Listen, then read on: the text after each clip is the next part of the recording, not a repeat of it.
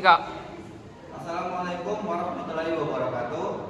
Kami dari kelompok 5 di sini kami akan mempresentasikan hasil PPT dari kelompok kami yang berjudul Kesehatan Ibu dan Anak KIA. Perkenalkan, saya Rizky Putra Pratama dan rekan saya Indah Permatasari, Yeni Dewi Sabina, Sujasila. Assalamualaikum warahmatullahi wabarakatuh. Perkenalkan nama saya Indah Permatasari, MPN 2359 Di sini saya akan menjelaskan tentang PT yang mengenai kesehatan ibu dan anak. Ya, next. Latar belakang. Upaya kesehatan ibu dan anak adalah upaya di bidang kesehatan yang menyangkut pelayanan pemeliharaan ibu hamil, ibu bersalin, ibu menyusui, bayi dan anak balita, serta anak para sekolah. Setiap wanita harus memikirkan kesehatannya saat dia merencanakan kehamilan. Salah satu alasannya adalah bahwa sekitar setengah dari seluruh kehamilan yang tidak direncanakan berisiko lebih besar dari kelahiran prematur dan berat lahir tidak baik. Masalah kesehatan ibu dan anak merupakan masalah yang perlu diperhatikan karena masalah itu merupakan masalah yang dipengaruhi generasi muda yang akan terbentuk. Definisi kesehatan ibu dan anak. Upaya kesehatan ibu dan anak adalah upaya di bidang kesehatan yang menyangkut pelayanan dan pemeliharaan ibu hamil, ibu bersalin, ibu menetreki, bayi dan anak balita serta anak para sekolah. Dalam tiap keluarga mempunyai peran yang besar dan mempengaruhi kehidupan seseorang anak, terutama pada tahap awal maupun tahap kritisnya. Dan yang paling berat sebagai pendidik anak-anaknya adalah ibu. Peran seseorang ibu dalam keluarga, terutama anak, adalah mendidik dan menjaga anak-anaknya dari usia bayi hingga dewasa, karena anak tidak jauh dari pengamatan orang tua, terutama ibunya. Peranan ibu terhadap anak adalah sebagai pembimbing kehidupan di dunia ini. Ibu sangat berperan dalam kehidupan buah hatinya di saat anaknya masih bayi hingga dewasa. Bahkan sampai anaknya sudah dilepas tanggung jawabnya atau menikah dengan orang lain, seorang ibu tetap berperan dalam kehidupan anaknya. Baik, di sini saya akan memberikan presentasi dari Indah Permatasari. Perkenalkan, sebelumnya nama saya Sujasila dengan NPM 2326011104. Di sini saya akan membacakan tujuan program KIA. Tujuan program kesehatan ibu dan anak atau KIA adalah dijaganya kemampuan hidup sehat melalui peningkatan derajat kesehatan yang optimal bagi ibu dan keluarganya untuk menuju norma keluarga kecil bahagia sejahtera atau NKKBS, serta meningkatkannya derajat kesehatan anak untuk menjamin proses tumbuh kembang optimal dan merupakan landasan sakti penting kualitas manusia seutuhnya. Sedangkan tujuan khusus program KIA adalah 1. Meningkatkan kemampuan ibu atau pengetahuan, sikap, dan perilaku dalam mengatasi kesehatan diri dan keluarganya dengan menggunakan teknologi tepat guna dalam upaya perbaikan kesehatan keluarga, kehidupan 10 keluarga, posyandu, dan sebagainya. 2. Meningkatkan upaya pembinaan kesehatan balita dan anak prasekolah secara mandiri di dalam lingkungan keluarga, kehidupan 10 keluarga, posyandu, dan para balita serta sekolah taman kanak-kanak atau TK. 3. Meningkatnya jangkauan pelayanan kesehatan bagi bayi, anak balita, ibu hamil, ibu bersalin, ibu nifas, dan ibu nekreti. 4. Meningkatnya mutu pelayanan kesehatan ibu hamil, ibu bersalin, nifas, ibu nekreti, bayi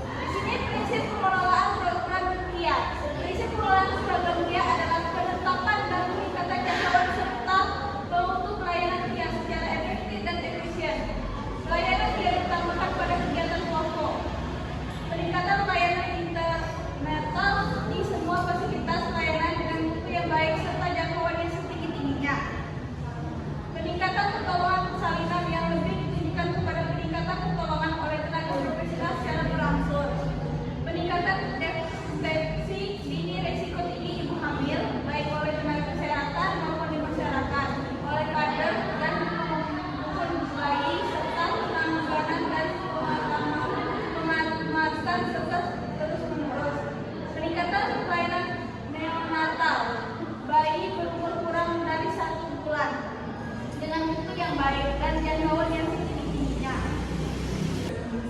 Perkenalkan, nama saya Rizky Putra Pratama dengan NPM 2326010103. Saya di sini akan melanjutkan presentasi dari pelayanan dan jenis indikator KIA. Pelayanan antenatal adalah pelayanan kesehatan yang diberikan kepada ibu selama masa kehamilannya sesuai dengan standar pelayanan antenatal standar minimal 5T. Untuk pelayanan antenatal terdiri dari timbang berat badan dan ukur tinggi badan, ukur tekanan darah, pemberian imunisasi TT lengkap, ukur tinggi fundus uteri, pemberian tablet zat besi minimal 90 tablet selama kehamilan.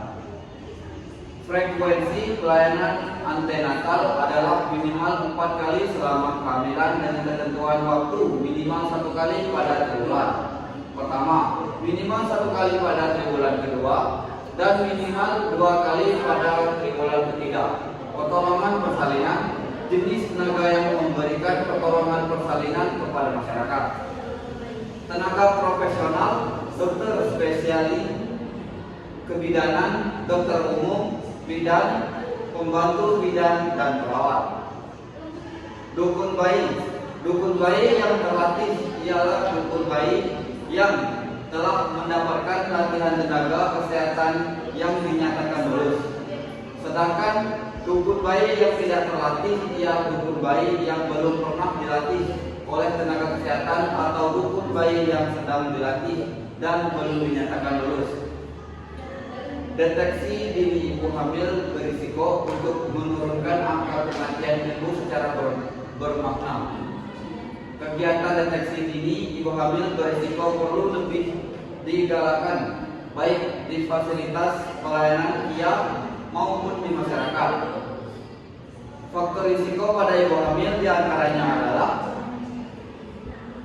primigravida kurang dari 20 tahun atau lebih dari 35 tahun. Yang kedua, anak lebih dari 4. Yang ketiga, jarak persalinan terakhir dan kehamilan sekarang kurang 2 tahun atau lebih dari 10 tahun. Yang keempat, tinggi badan kurang dari 145 cm. Yang kelima, berat badan kurang dari 38 kg atau lingkar lengan atau kurang dari 23,35 cm. Yang keenam, riwayat keluarga menderita kencing manis, hipertensi, dan riwayat cacat kongenital. Yang ketujuh, kelainan bentuk tubuh, misalnya kelainan tulang belakang atau panggul. Risiko tinggi kehamilan merupakan keadaan penyimpangan dan normal yang secara langsung menyebabkan kesakitan dan kematian ibu maupun bayi. Risiko tinggi pada kehamilan meliputi yaitu yang pertama, HB kurang dari 8 gram persen. Dan yang kedua, tekanan darah tinggi yaitu sistole lebih dari 140 mmHg dan diastole lebih dari 90 mmHg. Yang ketiga, oedema yang nyata. Yang keempat, eklampsia. Yang kelima, perdarahan pervaginal. Yang keenam, ketebalan pecah dini. Yang ketujuh, letak lintang pada usia kehamilan lebih dari 32 minggu. Yang kedelapan, letak sungsang pada primigravida. Yang ke-9, infeksi berat atau spesies. Yang ke-10, persalinan prematur. Yang ke-11, kehamilan ganda. 12, jalinan yang besar. Yang ke-13, penyakit kronis pada ibu antara lain yaitu jantung, paru, ginjal. Yang ke-14, riwayat obstetri buruk, riwayat bedah, sesar, dan komplikasi kehamilan. Risiko tinggi pada neonatal meliputi yang pertama, BBLAR atau berat lahir kurang dari 2.500 gram.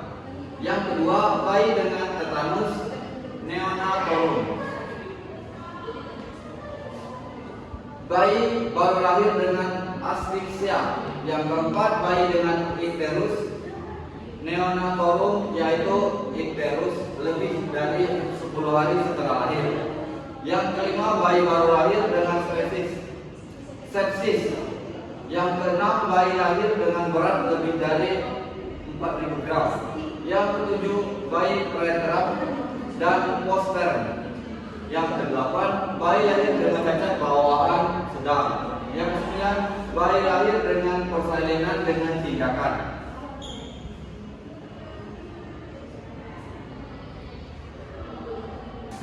Baik, perkenalkan nama saya Martina Kasya Putri dengan NPM 2326011015. Di sini saya akan melanjutkan presentasi dari Dispiko Suprakarta, yaitu indikator pelayanan kesehatan ibu dan bayi.